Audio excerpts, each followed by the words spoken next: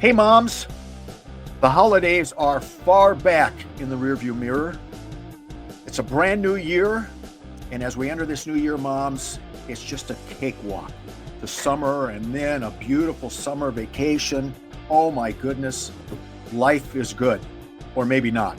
That sounds like a comment that some clueless man would make. And thankfully, Michael and I, even though we're often clueless, aren't that clueless when it comes to our moms. And we've had such good interaction with moms over the years, and we're excited to have a special guest with us today who's going to be sharing with us some hope and insights for moms who are feeling overwhelmed. And we're going to introduce her to you in just a moment. Michael, it's a new year, and I know that you've done a lot of work with moms and with female educators as well. And so this is really going to be a timely topic for us today. And so welcome to your show, the Wonder Parenting Podcast. Well, and welcome to your show, Tim. Yeah, yes, thank you. Excited about it. We're brought to you by the Army and Navy Academy, which isn't just a school, it's a transformational experience. As a Gurion Center for Excellence, they use neurobiological research to help boys reach their full potential. Through structured academics, leadership training, and strong mentorship, boys develop confidence and skills that last a lifetime without the distraction of personal digital devices during the academic day. They foster deep learning and meaningful connections. Located on the Pacific Ocean in Carlsbad, California, they prepare young men for success in college and beyond. You can learn more at armyandnavyacademy.org, armyandnavyacademy.org. So today we have a very special guest with us. And Michael, we've kind of been focusing on moms in our podcast. We had Maggie with us recently who talked about being the mom of boys. We've got a podcast coming up about a question asked. What do I do as a mom when my son starts to pull away from me? We'll deal with that in an episode coming up. But today we want to talk moms to you.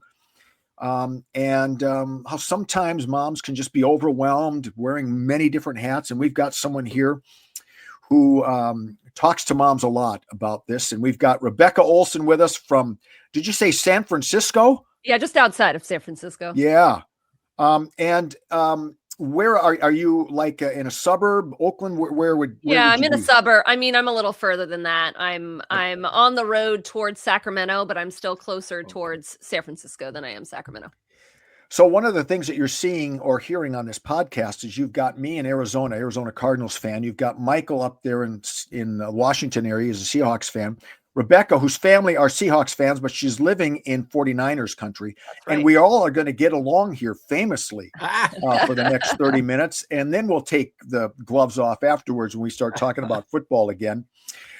Rebecca, tell us a little bit about yourself and kind of how you came into this mission that you have to speak hope to moms. Yeah. So hi, everyone. I'm very excited to be here. I am an executive life coach for what I would consider like ambitious working moms, women that had, a lot of career goals before they had kids, and they still want to stay focused on those goals, but not at the expense of their family, right? They really do want to both and life, and figuring out how to do that, at a high leadership level. And I really got into this from my own experience of motherhood. So I go back 12 years when I was pregnant with my daughter, who's my oldest. And I went through what I now understand to be a very, very common experience for women. I call it the motherhood identity crisis. Yeah. Because that's really what it feels like. It's oh my gosh, what am I doing with my life? Who am I? What matters? Big, questions that a lot of women start to ask themselves when they start having kids, because we just all of a sudden this tiny human means the world to you more than anything else, and so you start questioning everything else, right? And so for me, I didn't know what I really wanted to do post that moment, and I knew I didn't want to keep doing what I was doing at that point, and so I had to go on my own little journey to figure out who I was, what did I really want out of life, what mattered to me, where did I want to put my focus and energy.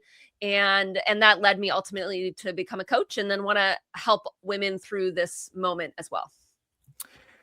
Rebecca, I, it's sort of tongue in cheek that, now moms get to cruise through because the holidays are over, but would you mom-splain for us a little bit for us men.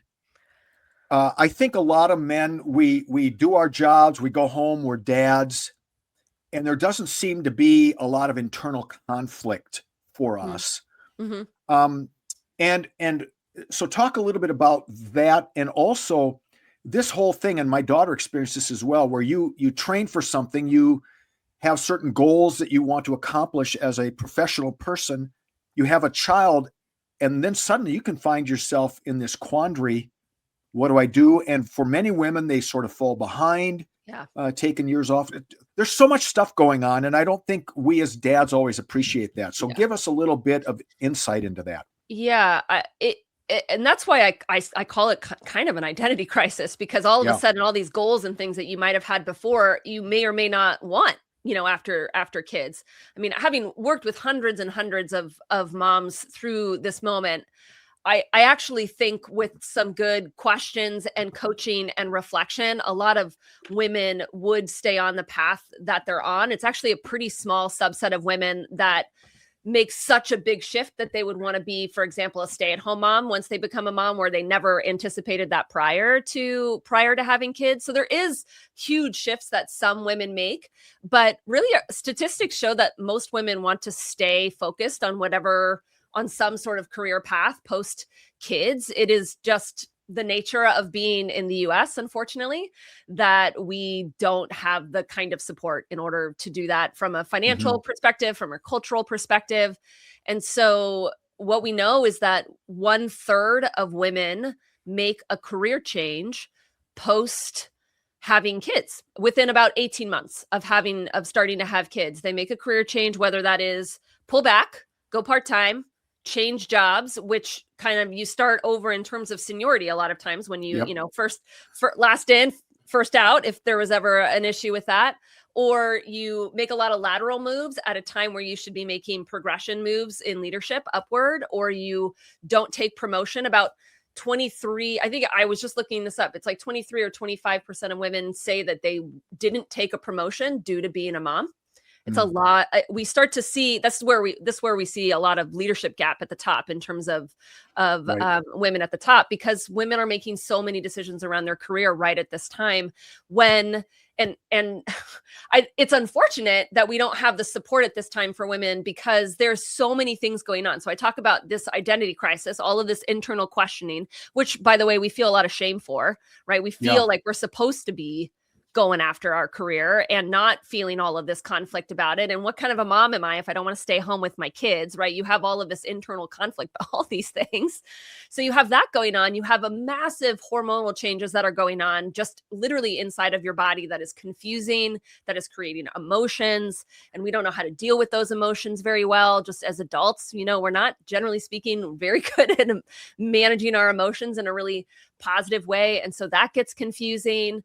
And let alone all of the actual physical changes to life, circumstantial changes, sleep changes, rhythm changes, all of these other things. It is a massive time of change. And unfortunately, women feel like the only option they have to manage all of this change is to sacrifice themselves, really sacrifice their own goals and things. Because if it really comes down to it, if you're going to choose between your career path and your kids, a mom is always going to choose their kids, right? And so if that's what it feels like your only options are, then you always go with your family. I mean, there's just our mama bear instincts are too much to override that.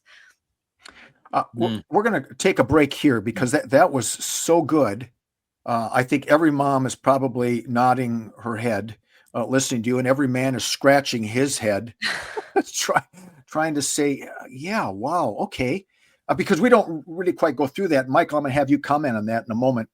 We're listening to the Wonder of Parenting podcast, the Brain Science Approach to Parenting. Our special guest today is Rebecca Olson. And as you can hear, she is talking passionately and very articulately to moms today and to dads and men about the challenges that our women face, our moms face, when it comes to balancing home and professional life.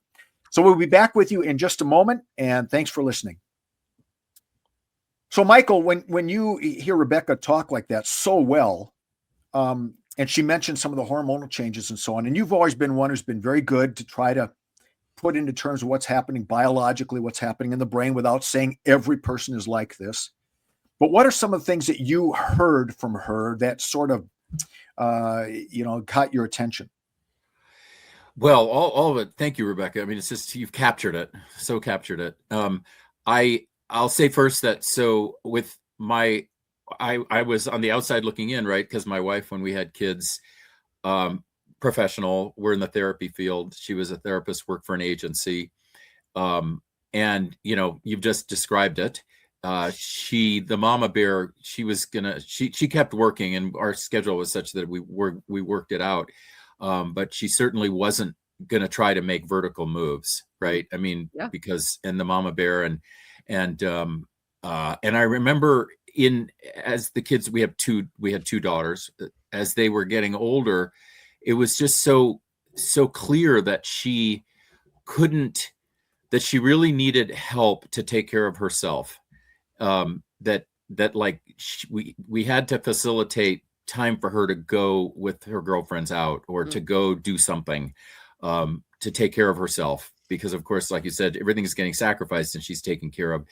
And the hormonal changes are huge. We guys, I'm going to say at this point, it's a heterosexual couple. We guys have a little bit of hormonal change. Our oxytocin goes up, which is the bonding chemical when the child is born, but nothing like what is going on for her. And it can be very confusing for us.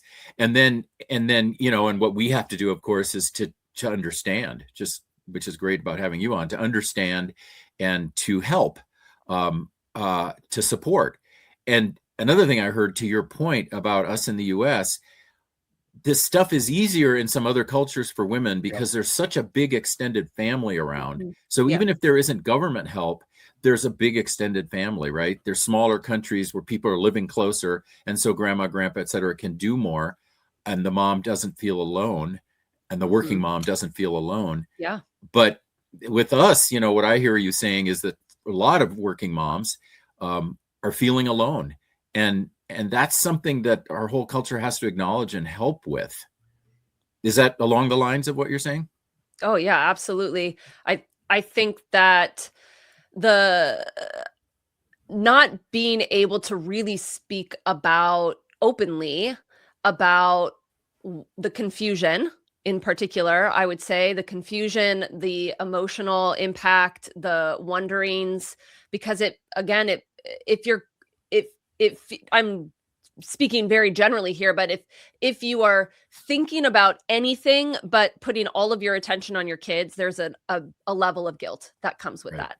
Right. And so to be able to verbalize the hardship, just the demands of juggling, let alone the identity shifting that's happening, let alone the hormonal things that are going on, and you're not put together. That is what we sort of assume we're supposed to be as women. It's what's displayed to us in media. It's just, and so we don't have the right outlets or enough outlets for us as women to really speak openly about the impact that all of that is having, let alone the fact that in the US, the average maternity leave, essentially time that a woman takes off before they go back to work, is 2 weeks. Wow. 2 weeks is the average.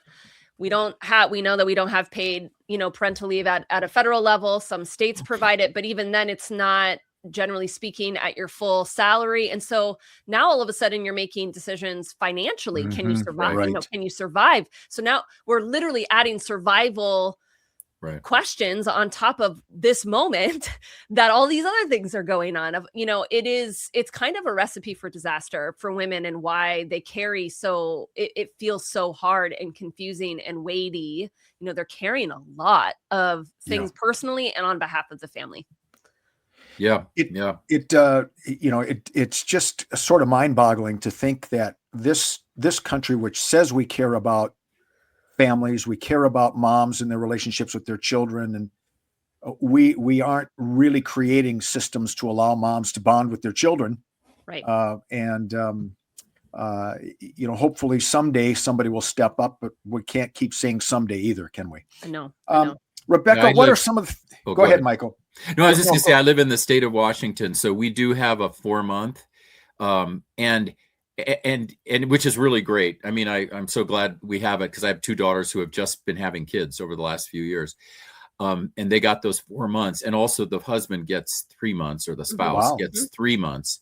Um, Not necessarily, not not fully, necessarily at full pay though. not necessarily full No. pay. Absolutely right. Yeah, and and It's I was job gonna say that security. even at the end of that time, like I can see my daughters as your moms going, what you said about survival and money. Well, going, okay, well, that was good that we had that. And we Yeah. still got to be looking at, because you got to have 2 incomes for, a lot of families have to have 2 incomes. That's right. Yeah. So it's a good thing that Washington has, and yet your point is still a really good point. And I think I just want to ask you sort of about the dad's role. I mean, I know that I throughout my whole life as a father, and I was a working father who was often gone a lot.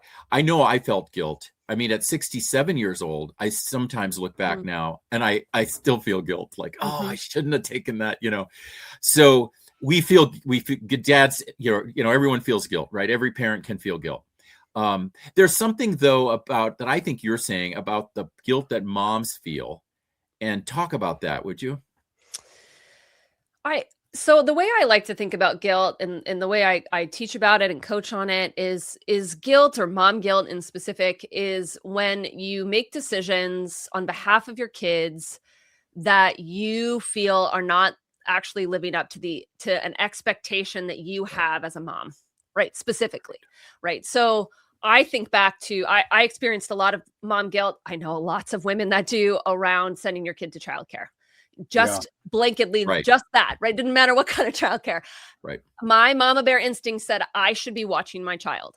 And so even if I, found a great daycare, and now that I look back at it, and even then on some level, I can say this is the most amazing place I could put my child. I really was wonderful environment, caretaking environment, but still there was that piece of me that said, they aren't supposed to raise my kids. I'm supposed to raise my kids. I'm doing something wrong. Right. And so it was that me not living up to that expectation and feeling like I'm doing something wrong that causes the mom guilt. Right. Now, that isn't necessarily true. Right. We kind of on some level get to decide that. That's a common experience for us. But there was a point, and I can't remember how long, because I took 4 months as well. California also has a good job security, and so I took my 4 full months, not at pay, Right. but that I did take it, and it was somewhere around her turning 1, I want to say, and maybe it was a little later than that, but regardless, I remember the moment when I was changing her diaper, and she made some sort of animal sound. In whatever age she was. It was like a cow mooing, or, I don't know what it was. And I remember going, I didn't know she could do that. Yeah. Who taught her that? And I remember I called my husband, did you teach her how to do that? And he was like, I don't know. I was like, oh, she must have learned that at daycare. And it was this moment, it dawned on me that actually she was just fine. Right. And it wasn't better. It wasn't worse. Like this, me putting her in this environment was actually one of the most loving things I could do for her. I didn't have to feel guilt about it. And in an instant, the guilt changed, right? Because I shifted the way I thought about the daycare situation. And so while the mom guilt is a very, very common experience for us, because we constantly feel like we're not living up to expectations that we put on ourselves as moms, particularly if you're a working mom, because all of a sudden you literally spend more time working than you do with your children. So how do you reconcile that in your head? It's very difficult to do that. And some of it is you get to decide how you get to narrate that on some level. And so we get to work through that as well. Right. Beautiful. You're listening to the Wonder of Parenting podcast, a brain science approach to parenting, with our special guest, Rebecca Olson, who is you're outstanding. We're so excited to have you here, and we're going to spend our last segment together, and we're going to invite Rebecca here to just sort of talk to moms, and here are some things you can do to navigate your way through many of these issues. And so we will be back with you in just a moment. During the Christmas season, my wife and I watched a movie starring Michelle Pfeiffer. And Michael, I'm guessing both of us had a crush on her, a movie crush on her. She's just a wonderful actress, right? She's a good actress. Yeah. She was in a movie called Oh, What Fun.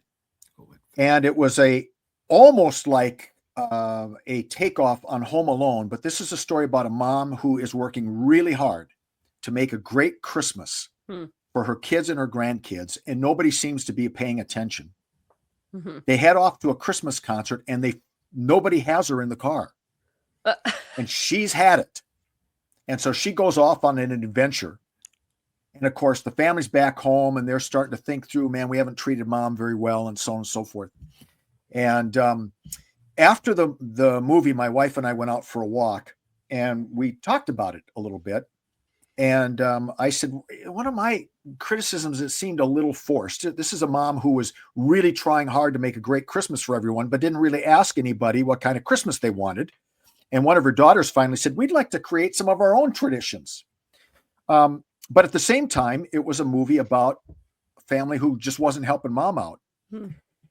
I was sort of surprised. My wife and I have been married over 45 years. She really resonated with that movie. Mm-hmm. And she said, yeah, a lot of times we feel like this. We're just working hard. And you know, it's not that I don't help around the house and others don't help around the house, but it seemed like there was just pressure she put on herself that I know about once in a while, but even now at 69, she still feels that pressure. Yeah. So Rebecca, talk to the moms. What are some strategies, some things to help moms sort of pull out of that pressure and sort of learn to live within the comforts of their own skin? So the way, I would say any human, but particularly for us as women, we start to set expectations for ourselves. It comes from within. Yes. Comes a lot from our family upbringing and what was demonstrated to us in our family homes. It's very much dictated by social media these days and cultural norms and what your friend is doing and all these things, right? So there's all these inputs around us, some from our past, some currently, that are telling us what we should be doing in life as a mom on some level. And unless you step back and you take a moment to decide which expectation that you want to live by ultimately and sort of define it for yourself based on your own life, your own values, your own goals, who you are kind of designed to be, then you're always going to be trying to live up to expectations you can't meet, right? Because the target's always moving. You've never even defined the target. And so you're never going to live up to that target. And so you're always going to have a script in your mind that tells you you're not doing enough. You should be doing more and you're failing on some level.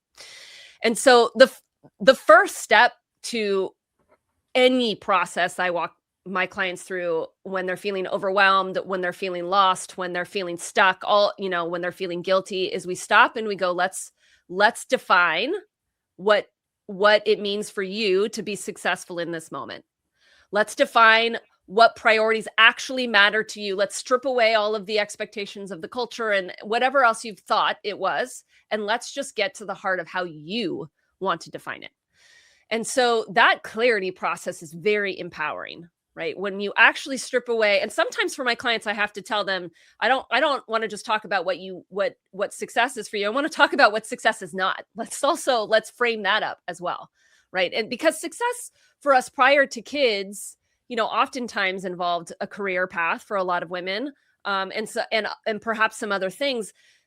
When we become moms, fundamentally those definitions change, but oftentimes we haven't actually we haven't consciously thought about how they've changed, right? They have fundamentally changed, but we're trying to live up to some past expectation and some past version of success that no longer fits our life.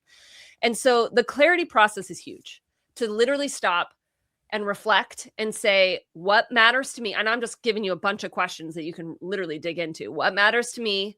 What does success look like for me as a mom or as a working mom? What does it mean to be a good mom?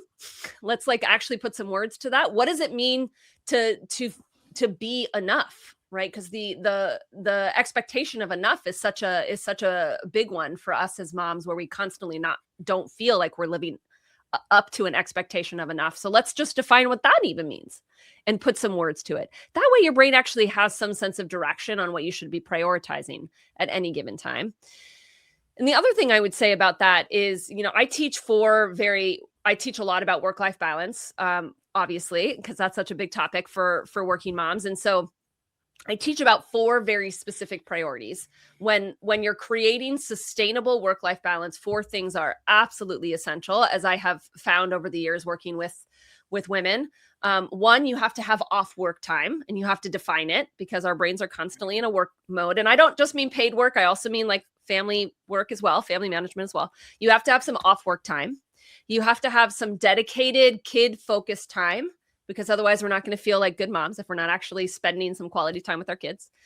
You have to have some me time. Of course, you have to have time where you are literally filling your own bucket, and you walk away from that time not feeling like you checked a box, but you feel like you actually feel filled back up again. And then the last one is uninterrupted work time. Meaning like you've set aside time just to get through whatever tasks that feel important to you. And so you can actually get those done, the strategic ones done. There's could be others that are important to people. And, I know there's marriage and I know there's health, and that's also important as well. But I tend to focus on these 4 and start there.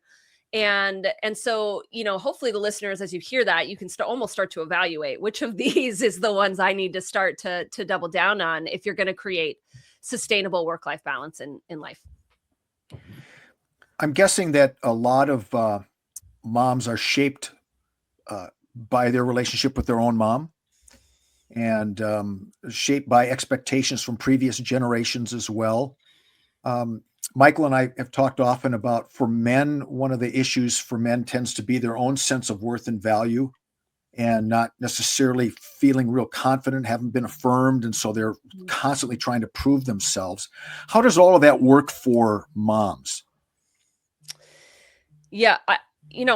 There's some element of that that's not dissimilar for women. I think there is a question of value a lot, and probably less so on the mom side. I think a good amount of women, and of course we're generalizing, have a good sense of being a good mom and could find evidence of that. But there is an element in the workplace that I would say a lot of women constantly feel like they have to prove their value, right? That don't own the value that they bring to their workplace. And so that creates a lot of problems for working moms, because when proving behaviors oftentimes look a lot like overworking, taking on too much, saying yes to too much, right? Not delegating enough. A lot of things that cause overworking, which then have a big impact in our family life. And so needing to really take ownership of the value you offer the company is huge if you're a working mom, and that really does start at the time that you go back to work, because studies show that there's a motherhood penalty. We could talk about that in terms of the pay gap and things like that. But there's also part of the motherhood penalty that comes when women go back to work is culturally, we see them as less committed to their job. Studies would show that that's what we see. I remember that for myself. I remember when I went back to work, I went right into a review, my annual review. And so it would be when I would negotiate my pay and things like that. It was the first time in that company, having worked there 6 years, that I wasn't up for a pay raise.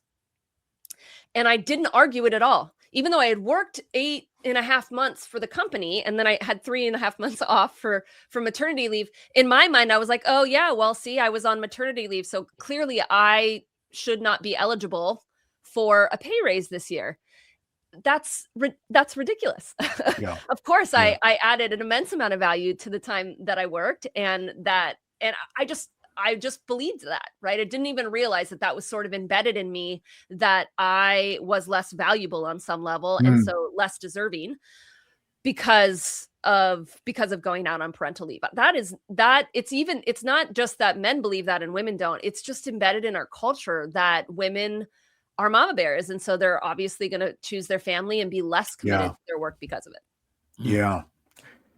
Rebecca, I'm sure there are a lot of moms out listening right now who are really resonating with what you're saying and want to learn more, how do they get a hold of you? Yes. So easiest way to get a hold of me is to listen to my podcast. You're already a podcast listener. So go head over to my podcast, which is Ambitious and Balanced Working Moms. I teach a lot about work-life balance. I'm very systems oriented. So we break it down a lot in steps and try to make it very bite-sized and tangible for you. You can obviously follow me on LinkedIn and Instagram. Those are the most common places I am found. And my website is RebeccaOlsonCoaching.com. But I also want to offer to the audience here one practice that time and time again my clients tell me is the one that really shifts things for them. When this becomes a habit, they recognize the impact of it time and time again. I get that feedback. And so it's called the Daily Kickstart. And it is a 10-minute practice, ideally to be done in the morning, but it doesn't have to be. And it's a 6-step process where you're thinking intentionally about how you want to think that day, particularly focusing on yourself. So very simple thing. It could be very simple things like I'm enough. I'm valuable to my company. I'm a good mom. I'm great at what I do. You're finding mindsets that you want to have throughout the day and you want to sustain throughout the day that are going to help lift you up, build positive self-talk, help you feel confident, make more confident decisions. Because we know so much of our behavior is obviously connected to mindset. There actually needs to be time in our day that we intentionally think on purpose, but a lot of people don't know how to do that. And so this very simple daily practice is a way to do that. And so I walk you through all of those steps. I show you in a video exactly how to do it as well. And you get a physical workbook to help you understand how to do that as well. So I'm offering that to your listeners. And it's a long URL, so I know it's going to be in the show notes, but it's called the Daily Kickstart. The Daily Kickstart. And would they access that on your website? They can do that as well. It's the URL is ambitiousandbalanced.com/daily-kickstart. So all right, we'll put all that on our Facebook page as well Awesome. for you moms. And because when we introduce great guests like this, we want you to go deeper with them. And I will say I'm a guy who has used sort of that self-talk script in my life, and it really does work. And so it makes the biggest difference. It really does. So, Rebecca, you've been an absolute delight. We're so grateful that you were able to join us. And boy, just great stuff. Michael, as always, good to have you with us. It's your show, so it's good to have you with us.